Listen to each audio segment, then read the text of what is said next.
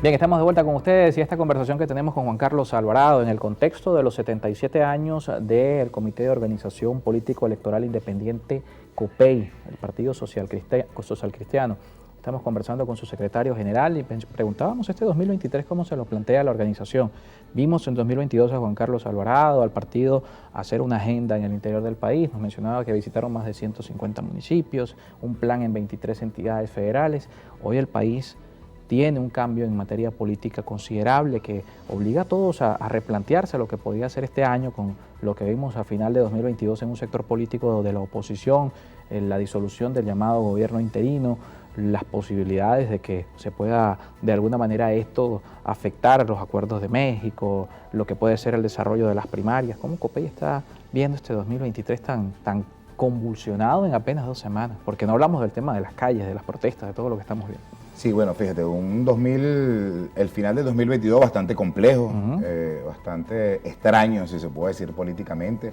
Pues COPEI ha venido trabajando y preparándose, como tú bien lo mencionabas, en un plan que hemos denominado Plan 335, con la finalidad de construir una agenda, la agenda que hemos determinado nosotros como la Agenda Venezuela Cambia, por la Venezuela posible. No estamos trabajando en función de la construcción de una candidatura, sino de un proyecto de país que presentemos, inclusive a las distintas fuerzas y a los distintos factores que al final decida COPEI a quién respaldar, apoyar o dar, como dice, ese paso hacia adelante, colocando un proyecto de país, un plan de gobierno, que esa persona que termine siendo la abanderada, pues lo logre implementar como un plan de políticas públicas. El pasado día miércoles 11 de enero pudimos presentar nosotros un foro de lo que enmarca realmente nuestra propuesta en materia económica, en materia social, en materia política territorial, que ha sido parte de lo que hemos recopilando en cada uno de los estados y los municipios que hemos estado visitando. Con esa intención, ahorita mencionabas algo muy importante en materia económica y social, por ejemplo. Bueno, te has encontrado las distintas protestas que han podido darse en los últimos días con todo su derecho constitucionalmente que le corresponde, y hemos venido hablando dentro de esa propuesta del marco que tiene que ver con la parte económica. Hoy COPEI, la fracción de la Democracia Cristiana en la Asamblea Nacional, pues ha presentado ante el país la propuesta de la Ley de Emergencia Salarial, una Ley de Emergencia Salarial que es un instrumento jurídico que puede permitir que el Poder Ejecutivo tenga mejores flexibilizaciones al momento de tomar decisiones en materia de aumento salarial. Sabemos que quizás el aumento salarial en algunos momentos, si se puede decir, yo creo que en la mayoría de las oportunidades se ha tomado como una bandera política y electoral para una campaña. Hemos dicho que el Ejecutivo Nacional no puede esperar a momentos netamente de elecciones o momentos netamente de crisis política para poder aumentar un salario. Hoy el salario, todos los venezolanos saben perfectamente cómo se encuentra. Hoy cuando vemos un salario que no te alcanza absolutamente ni para comprar un kilo de bistec, te das cuenta efectivamente de que no está transitando muy bien nuestra Venezuela. Yo he escuchado en varias oportunidades al presidente de la República, estuvimos hace poco anunciando el inicio del periodo de sesiones parlamentarias y el presidente hablaba de la recuperación económica. Y nosotros no lo ponemos en duda, pero la recuperación económica para los que producen, pero no para los que consumen. Y cuando tú vas a un abasto, vas a un supermercado, sí, efectivamente, consigues los insumos, consigues los productos, pero claro, no tienes el poder adquisitivo para poder adquirirlos. Entonces, ¿qué es lo que nosotros hemos venido diciendo? Bueno, ¿cómo hacemos para mejorar la platica que debe tener en el bolsillo la gente? Y que ese es el instrumento y la herramienta jurídica que COPEI hoy está proponiendo dentro de la materia parlamentaria. Lo vamos a llevar adelante por iniciativa parlamentaria con la firma de 3 diputados de la fracción que vamos a presentar en los próximos días, y le daremos a conocer al pueblo de Venezuela esta herramienta. Consta de 15 artículos, 2 disposiciones transitorias que va a poder ser debatida en la propia Asamblea Nacional, y pues bueno, que en ese debate crezca realmente cuál debe ser la esencia de qué, del mejoramiento para los venezolanos.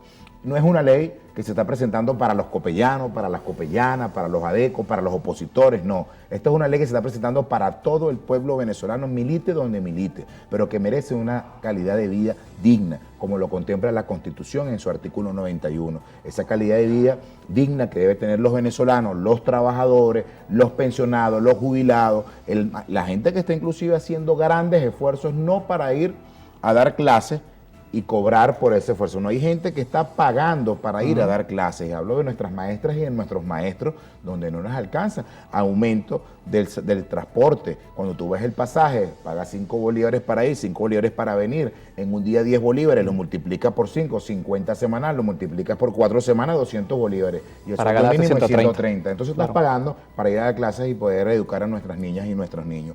Hombres y mujeres llenos de convicción, pero además te vas al sector salud y te encuentras los mismos con con los médicos, te encuentras lo mismo con los enfermeros, con las enfermeras, pero luego te vas al sector agrícola y entonces te encuentras la viabilidad agrícola destruida, pero también la distribución del servicio de combustible. Entonces tienes un sinfín de problemas, que a eso tienes que sumarle luego entonces la problemática que existe dentro de la política. Lo que está ocurriendo con estos sectores políticos que se reúnen en México, en la cual COPEI no tiene absolutamente nada que ver, pero además hemos celebrado ese acuerdo que firmaron hace ya varias semanas atrás, yo creo que hace más de un mes, que pudieron firmar este acuerdo en México en materia del acuerdo social de la liberación de 3.150 millones de dólares para poder destinarlos al sector salud, al sector educación, al sector de la electricidad, inclusive a las personas afectadas por las distintas ondas tropicales. Pues bueno, no se ha avanzado, no hay nada, nosotros venimos no se supo proponiendo... más nada, en el mes de diciembre no se sabe En el mes de nada diciembre. ¿Qué propusimos nosotros, por cierto, el pasado lunes 12 de diciembre, en la última rueda de prensa que dio nuestra organización política? Propusimos a los sectores políticos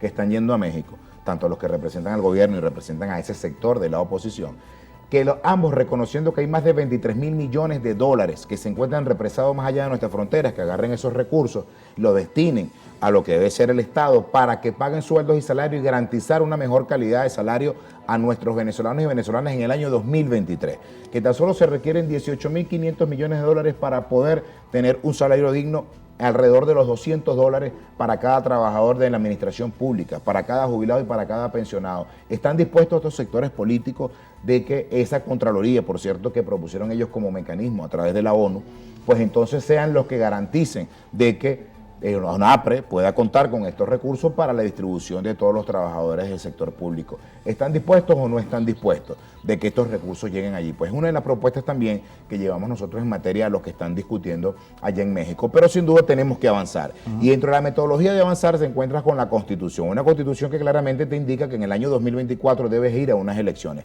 para escoger un candidato presidencial, mejor dicho, un presidente de la República, o bien sea para reelegirlo a los que quieren reelegir a Nicolás Maduro o el candidato de gobierno. Pues bueno, sencillo, nosotros vamos a participar en este proceso de elecciones, hemos venido participando en los últimos 7 procesos eleccionarios, donde hemos estado participando además en cada una de las auditorías que se han dado dentro del Consejo Nacional Electoral en cada una de sus fases, pero además de ello hemos venido organizándonos de abajo hacia arriba, con los poderes que hay que hacerlo cada vez que hay que elegir, si tienes que ir al poder local, al poder regional, inclusive en el poder nacional cuando fuimos al poder legislativo para elegir a nuestros diputados. No nos hemos apartado, Carlos, bajo ningún concepto nunca de la ruta cívica, pacífica, sobre todo constitucional y electoral, porque vimos perfectamente los resultados que te dejan los atajos de la abstención, del llamado a no participar, de la violencia, de no estar presente dentro de la lucha, de la batalla, de lo que debe ser el debate, de la esencia de ello, estar en la Asamblea Nacional. Hoy somos el 7% nada más de los curules en la Asamblea Nacional. ¿Pero por qué? Porque un sector de la política venezolana creyó que la mejor ruta era abstenerse y dejar esos espacios. Pues nosotros no renunciamos a estos espacios, nos seguimos preparando, nos seguimos organizando y estamos seguros que va a llegar un posible acuerdo. Unas primarias, mira, es un mecanismo, es una herramienta, pero no creo que al final esa sea la solución completa del problema, porque algunos no van a aceptar estar en esas primarias, otros no van a aceptar que estemos en esas primarias, por lo tanto entonces ya de manera de arranque te vas encontrando sectorización de los que nos oponemos al partido de gobierno, mientras que el gobierno lo consigue compacto, unido, con una candidatura única y exclusivamente que presenten ellos en el próximo 2024, mientras que la oposición sigue deshojando la margarita, cayendo en el punto de las descalificaciones. Algunos nos dicen a nosotros colaboracionistas, porque participamos en procesos electorales anteriores. Otros nos llaman hasta lacranes, porque simplemente estamos en una Asamblea Nacional. Pero los que participaron el pasado 21 de noviembre, participaron con un CNE que lo escogió la Asamblea Nacional, que fue electa en el año 2020. Entonces hay incoherencia y que estoy seguro, Carlos, que este pueblo ha madurado muchísimo políticamente. Por eso hoy más del 70% de los venezolanos no creen en los partidos políticos, porque se han ido decepcionando y se han dado cuenta de las incoherencias, de los planteamientos sin sentido que en algunas oportunidades tiene. Hoy, tú mencionabas la socialdemocracia, ¿no? De la democracia cristiana, pues que han sido hombres formados en nuestro partido, han presentado nombres como el caso de que César Pérez Vivas, Eduardo Fernández. Eduardo Fernández no públicamente ha dicho, pero... No lo ha dicho, pero es un nombre que está allí. Rafael Simón Jiménez dijo que ese es su candidato. Claro, y te digo algo, son hombres que se han formado en el socialcristianismo, lamentablemente dejaron de militar en nuestra organización política y que ojalá, si ellos reconocieran a la estructura de COPEI en toda Venezuela, no a la dirección nacional, a la estructura municipal y regional de COPEI, seguramente terminaran pues apoyando a estas candidaturas si existiera un punto de acuerdo de gobernabilidad. Hay similitud de ideas, es la socialdemocracia. Es que más allá, además, de inclusive de lo que tiene que ver con la militancia partidista, es donde nosotros coincidimos para tener una mejor Venezuela. Bien, muchísimas gracias por acompañarnos esta tarde. Juan Carlos Alvarado con nosotros, secretario general de COPEI. Hacemos una pausa y al regreso seguimos con más de nuestro espacio.